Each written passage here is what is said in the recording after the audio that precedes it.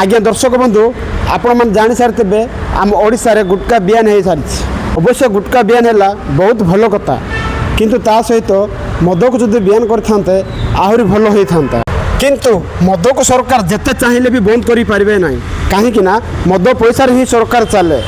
साधारणतः गरीब लोक मैंने परिवा चाष कर धान चाष कर निज परिवार को चलाती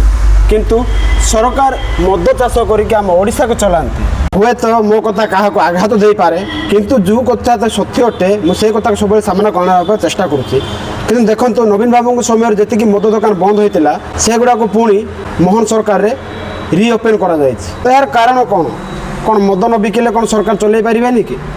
मद दुआर ही सरकार चलुची कि जदि गुटखा बयान कले सहित मद को भी बयान करूँ अरे भाई जड़े लोक जब मद पीऊँच से निज पाई पीऊँच कि निज खुशी पाई पीऊँच जब से पीकी घर को जाऊँगी घरे रोकवा निज स्त्री माँ भौणी से बहुत प्रोब्लेम पकाऊँ सहित पड़ोसा लोक अच्छा गाँ लोक अच्छा गोटे मदुआर मद पीला पर तार माइंड ना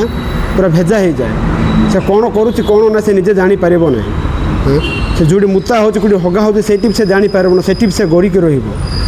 कहूँ सरकार को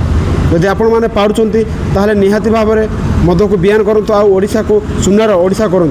ताहले आमे जानबू प्रकृत में बीजेपी सरकार एक स्वच्छ सरकार जो मैंने मो वीडियो को देखुंट निहाती भाव में से बीजेपी नेता मान पाखक शेयर करूँ जो द्वारा मद को से बयान करेंगे जदि मद को बयान करेंगे ताहले सतरे कहूँ आम ओडिशा एक सुनार ओडिशा हेबो आ समस्ते